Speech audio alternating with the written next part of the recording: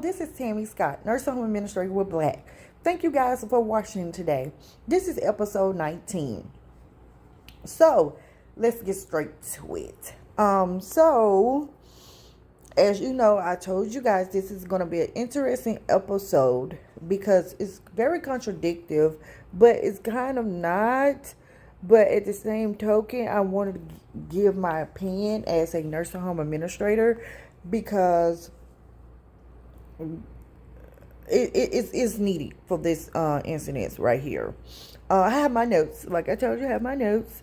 So we're going to get to it. So let's get to the good part. So I have my notes right here. So basically, they are saying there are some residents that was abused by nursing home staff in Idaho. And it was cited by the state by 2 residents. Okay. The site come from Unreasonable Intimidation and Punishment. So that's what they were cited for, plus for some other things as well. It's the Lennox Care Center. There's a lot of care centers that's out there. But it's Lennox Care Center in Taylor County. This is the second time they have been cited within 7 months. So this is the second time they've been cited as 7 months. As a nurse home administrator, I'm very familiar with the whole survey process. It was stated that a nurse also tied a resident to a chair using a bed sheet, allegedly. That was the first time that they got cited for that being the reason. So this is the second time when it comes down to the intimidation. So the surveyors was very, very, suspicious based on 7 months ago was the last time they came about. They said a nurse allegedly tied a resident to a chair using a bed sheet, and now this is for intimidation and also unreasonable intimidation and punishment. Okay, so this time it was based on some residents said they was denied food, beverages, or privileges. Staff felt that they were incontinent, but it was planned and intentional, and was behavior seeking. So they felt like some of the residents that were incontinent was basically because it was behavior seeking and intentional. And they do it because they want to get something out of it. So if they don't have their way, they'll just go ahead and use it on themselves. So that's what they're saying. It's a behavior issue. It is attention seeker. Behavior seeking. Last spring and last summer, the state reports that one female resident was denied to go outside or smoke outside when she declined to take a shower or refused a meal. So she refused the meal. They said they declined to take her to a smoke break when she refused to take a shower and refused the meal. The DON also wrote that she refused to take a bath yesterday and refused to come out for meals today when the state came in that day. So when she went to look at their notes, that's what the DON typed in there. And also it said it informed her that she would not be able to smoke at all weekend due to her choices. So the DON also wrote on there that she informed her that she would not be smoking all weekend due to her choices. So she decided to not take a bath or come to meals. They decided to take her smoke breaks away from her that entire weekend. So, of course, a lot of behaviors are happening. I'm going to tell you right now because residents love their smoke breaks. So, we talked about that. So, it came down in February that a woman was very rude to the staff, yelling and screaming at them because they refused to wheel her to the dining room because they stated in the notes that they refused to wheel her to the dining room because of therapy. Therapy told them that she cannot get wheeled to the dining room because of therapy, because she needs to learn how to do it herself. In March, there was also reported that another resident, she wanted second helpings of food, which staff refused. And the staff stated that it could be consequences if she continues to ask for second helpings. They said with that type of behavior, she would not be able to go to smoke break. And that she's had a signed contract with the dietitian that she will not ask for second helpings. And also, it was signs on the resident wall, female resident wall, that she, of course, that she wanted to lose weight, and that she signed a contract with the dietitian that she won't ask for extra food. But the surveys also cited them because they could not find that contract. Because of that, they could not find the contract, and so so when the surveyors came in, they cited them because they didn't have any interventions also to prevent falls, skills of staff to address resident basic needs, failure to report resident abuse with accident or major injuries. And it was also reported that another female resident was told that she don't need to be asking for assistance every 2 hours for bathroom breaks, even though a nurse reported that she was incontinent of urine 4 p.m., 6 p.m., and 8 p.m. and 10:45 p.m. for urine, incontinence for urine, but incontinence of bowel 8 p.m. And they told her that this was behavior seeking because she was a youngest resident, and she had no children, that this shouldn't be happening. So they fined them for $27,000 of fines, and also, like I said, they didn't put any type of no resident interventions to prevent falls and all that stuff of that nature. So I want to go back to, I want to talk about this. It's very contradictive, and also, as a nurse home administrator, I just want to say a couple of things on this end. The first thing, the DON shouldn't even type that type of things in no resident files. That's the reason why you have a care plan. So these care plans will have these type of behaviors that's on there, and the MDS coordinator will be able to connect all the dots that needs to be connected. And so when they go and they do clinical meetings and all the other stuff, then the DON would know how to be able to communicate. Some is telling me that this DON right here do not know how to communicate. Not only do not know how to communicate, she do not know what to say or not what to say on the electronic health records. As you know, as a nurse home administrator in the field, you have to be careful with the things you say. And this right here is just careless. And by them saying that certain nurses and charge nurses are doing this as well, some is telling me they need to be educated on the proper way on how to basically type in things on the electronic health records, because in the resident files they are typing these things in. So they are getting fined because of the things that they are typing. And there's a proper way to do it. But they're not doing it the proper way as I'm looking at it, which is crazy.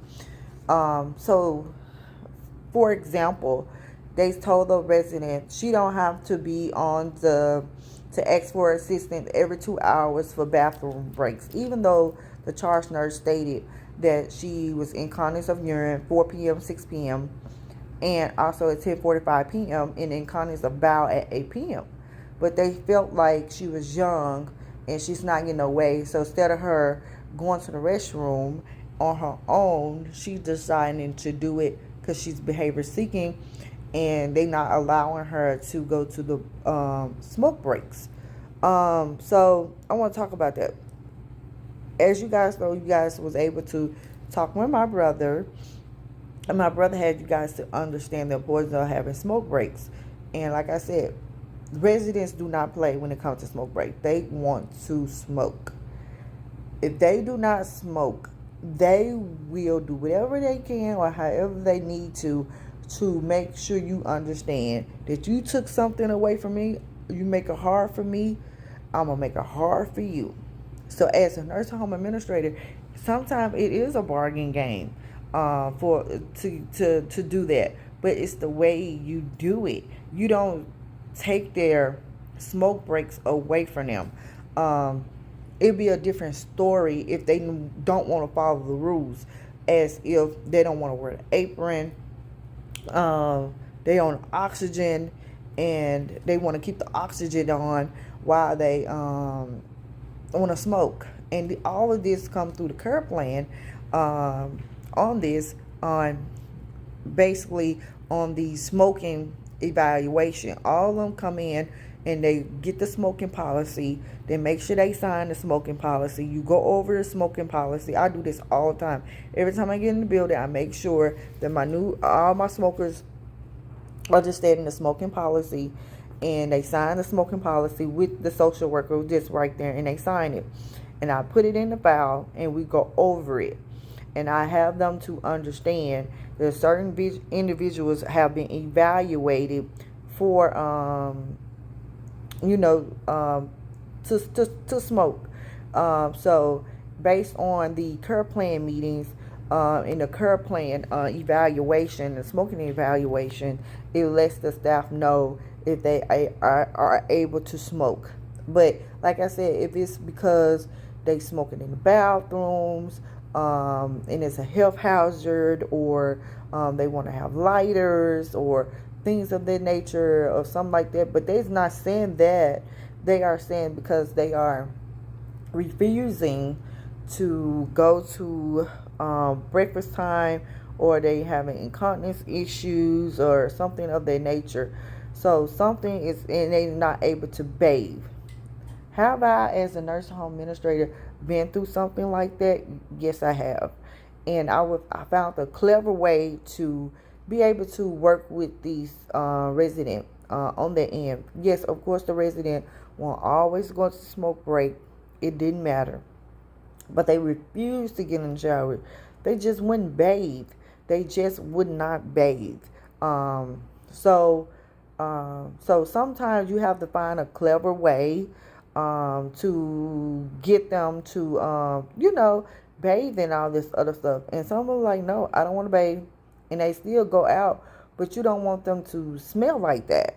So sometimes you'll call the family for assistance with them. And sometimes the family is like, I don't know what to do. I don't know what to do. But the first thing you want to do is basically use all your resources. You want to be able to call the families and have the family come in, and you talk with them, with the family. And you have also the social worker. And you'll have them, and you'll sit down, you'll ask them, so what is the issues are you having? What is wrong with you taking a shower? Is the water too cold? Is it not hot? Are you not getting assistance? Or are you wanting to shower at a certain time and you're not getting it at that time? Because that's where I learned that sometimes residents probably want their shower early in the morning, and staff is in the evening trying to give it to them. They don't want it. Or they trying to give them a shower at nighttime when they want to go to sleep. So if they want to go to sleep, of course they're going to refuse it. Or they want to give them a shower while it's around activities. Or you want to give them a shower while it's near smoke break. If you trying to get them a shower near smoke break, of course they're going to refuse it because it's near smoke break. So you have to understand what is the reason for the staff is refusing to shower. I had a resident. She always want to go to the smoke break, and her back was hurting.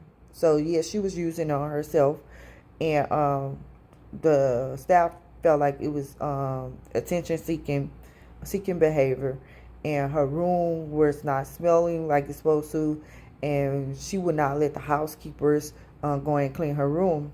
So I literally had to go in there as administrator and had a deep conversation with her as a woman to woman. Um, Plus with her size being she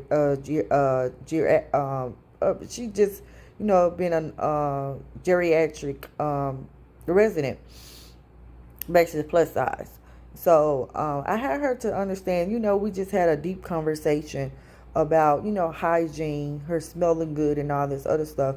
And her room was starting to, smell. And I just told her, I said, you know what? I'm having you to understand that I'm the same size, like near you. So I cannot allow you to sit in a room smell like this. It's not safe. It doesn't smell good. It's not good for you. So I understand that you upset with me, but we have to clean this room.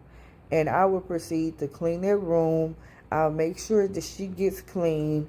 I'll make sure she smells good, but it's the way you do it. It's the way you speak to the resident. It's the way you talk to the resident.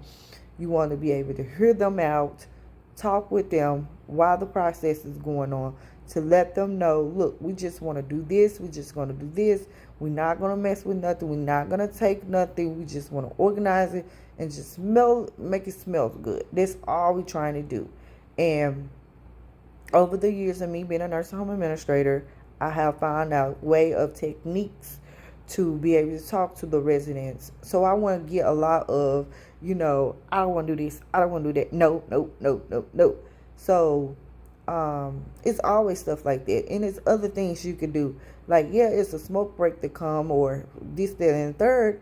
You would probably even tell them, like, look, yeah, you can go to smoke break, but you'll find out it's something else that they like. Probably if they want to watch an extra movie, or they want to watch, they probably want to go to Walmart again or Walgreens or something of that stuff like that, or a nice game night or something of that nature, some extra, something that, they still able to do what they usually do, everybody, but at the same token, you could be like, okay, do a little bargain with them, probably an extra game, movies or something of that nature that they probably would like to do, just extra, not what they already is going to do. It's just as extra. So you probably want to do something. Like, well, okay, you know what? I'll do that. Or, you just ask them. Most of the time it's because individuals asking them to shower at a time that they don't want to shower. So when you tell them what time is best for you, what can we do, and most likely it's because really it's the time, or they want a certain individual to do it, and that's big. That's really what it really is. Have there been a time where the therapy would say, this individual can't be wheeled to the dining room, they have to do it themselves. You don't write that into the resident file that you refuse to take them to the dining room due to therapy stating that they can do it themselves. That's just terrible. Why would you want to put that in a resident file? You shouldn't put that in a resident file. That's just terrible. Your job is to motivate the resident. So you see the resident who you could tell if they tired or exhausted because they doing therapy, or they can't make it, or something of that nature. You can see it. So if they don't have the energy, where's your activities director? And if they just came to therapy and they just took some pain medication, of course they might be a little tired. And you motivate them like, you can do it. Come on, let's go. Yes, you got it. You're doing a good job. We're going to work those arms. We're going to do this. We got it. You got it. You got it. And there have been times where I still had to wheel a resident, to the dining room. Probably because, a lot of them probably in the same area and holding up, the line, and somebody probably be a lot slower than the other individual, and you like, come on, put your legs up, I got you. And it's just customer service. It's just customer service. It comes down to customer service and being a motivator and not trying to be a dictator. So I think that there's something that's wrong with this as well. Like I said, it was a couple things that was contradictive, because you saying that they are refusing to give residents food, then you are stating that they are refusing to give residents food, but then you cite them because the residents is refusing meals. So you saying that the first end, you saying they don't want to give residents food, but then you saying that they want to give residents food, but the residents is refusing to go to meals. So it's very contradictive on those ends, even if it was different residents. So some is telling me that the facility doesn't have a problem with, making sure the residents eat. I think it's come down to customer service on certain things. Like they have a geriatric individual. She probably want to eat, love eating, and she says she want to be on this weight loss journey. But you have to make sure that you have all your ducks in a row. And also putting signs in her room that saying that she have a contract with the dietitian and she can't ask for extra helpings. That's degrading of itself. So yes, they should have got cited for that, because I wouldn't like that. Me as a person, no one should like that. And if she did do that, it's supposed to be in her care plan. And why is it not in her care plan? Why is it not signed? What is the dietitian? What is the dietitian saying? Because you guys supposed to follow what the dietitian is doing. So that's right there was my thing on that end. There was very, very, contradictive. But for this facility, based on all those sites, yeah, I think it's necessary, because there's no way it's come down. It is resident abuse and neglection, and that's what it really, really is. But at the same token, have we ever had residents that refuse a shower, a bath, or something? Yes, but your job as administrator in a DON is to figure out what is the reason behind it. What is the reason? What is really going on? So that's the thing right there. And I'm happy that I was able to share my thoughts about this situation. I know my videos are getting a lot shorter. I'm out doing a Zeta event in Atlanta, so that's the reason why the scenery is a little different. But thank you guys for watching for this episode. I will be back. So this episode will be up Monday. So thank you guys for watching. Thank you. Love you. Bye.